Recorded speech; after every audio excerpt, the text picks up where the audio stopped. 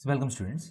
So in this question, given that we have a point which looks like alpha plus 1 comma alpha, and it lies between the ellipse and its auxiliary circle. If that is so, what are the possible values of alpha? Now what is this ellipse? So 16 times x square minus x plus 9y square is equal to 0. So 16 times x square minus x, to complete this perfect square I need a 1 by 4. So I'll subtract a 1 by 4 plus 9y square is equal to 0. So 16 times x minus half whole square plus 9y square is equal to 16 into 1 by 4 is 4. So x minus half whole square by 4, and you have 16 here, plus 9y square by 4 is equal to 1. So you have this as the ellipse. And so as you can see, so what is the nature of this ellipse?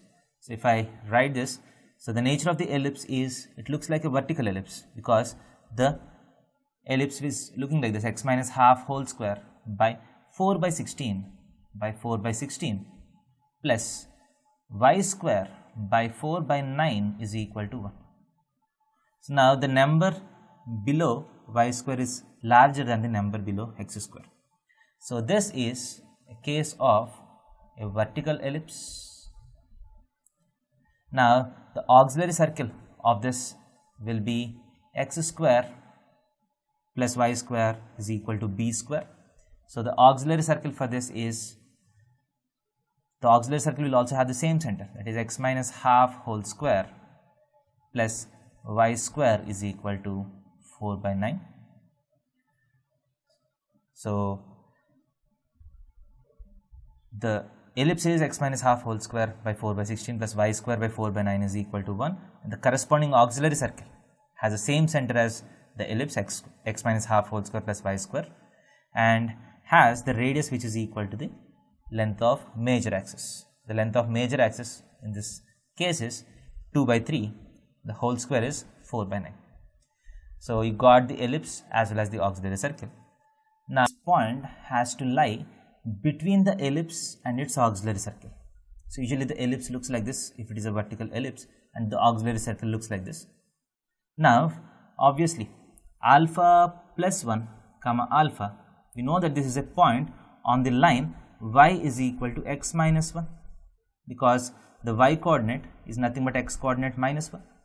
So this point is a point on the straight line. So this point lies on a line like this. Now this point has to lie between the ellipse and the auxiliary circle. That means this point has to lie outside the ellipse and inside the circle. So now this problem has become a problem on the position of point with respect to a circle and an ellipse. So we have learned in the topic. So how can we decide whether a point lies inside the ellipse or outside the ellipse, inside of the circle or outside of the circle? So using the concept of S1. So let us use that concept here. Now the first condition is that my point has to lie outside the ellipse. That means if I substitute this point on the ellipse, I should get a number greater than 0. That is 16 times alpha plus 1 whole square plus 9 times alpha square minus 16 times alpha plus 1 should be positive. And the second is that this point has to lie inside this circle. So if I expand this circle, the circle looks like x square plus y square minus x square plus y square minus x. So you have 1 by 4 and have 4 by 9. So plus 1 by 4 minus 4 by 9 is equal to 0. That is 9 minus 16 minus 7. That is x square plus y square minus x square plus y square minus x.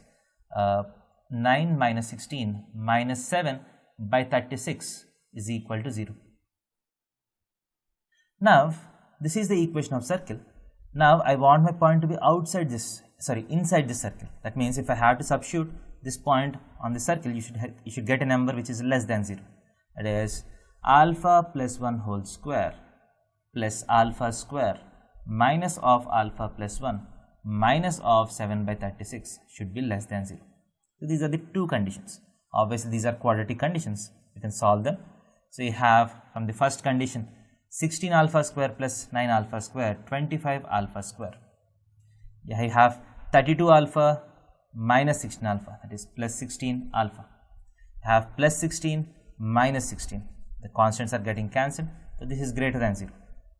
This implies alpha times 25 alpha plus 16 is greater than 0. So a quadratic expression greater than 0 implies the variable lies outside the roots. So the roots of this are 0, minus 16 by alpha. So if I plot it on the number line, so you have two roots 0, minus 16 by 25. So according to the first condition, my alpha has to lie outside these roots. That is minus infinity to minus 16 by 25 and 0 to infinity. So these are intervals which satisfies the first condition. So now let us look at the second condition. So you have alpha square plus alpha square, 2 alpha square plus 2 alpha minus alpha, plus 2 alpha minus alpha is plus alpha, and you have plus 1 minus 1, plus 1 and minus 1 gets cancelled. So minus 7 by 36 is less than 0. So you have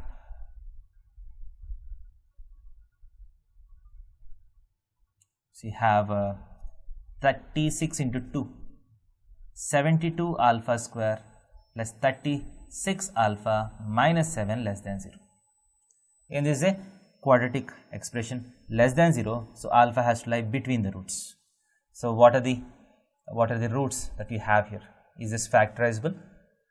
So this is not an easily factorizable equation, so I'll use the quadratic formula. So alpha belongs to minus 36 plus or minus root of b square minus 4ac by 2a. So if you solve this, so you get that alpha lies in the interval which is, this is an irrational number which is very close to minus 0.65. This is an irrational number which is very close to 0.15 on approximation. So alpha belongs to an interval minus 0.65 to 0.15. So to satisfy the first condition, the range of alpha is minus infinity to minus 0.64 to 0, infinity. If it has to satisfy the second condition, it has to lie between minus 0.65 to 0.15. Now, my alpha has to satisfy both the conditions.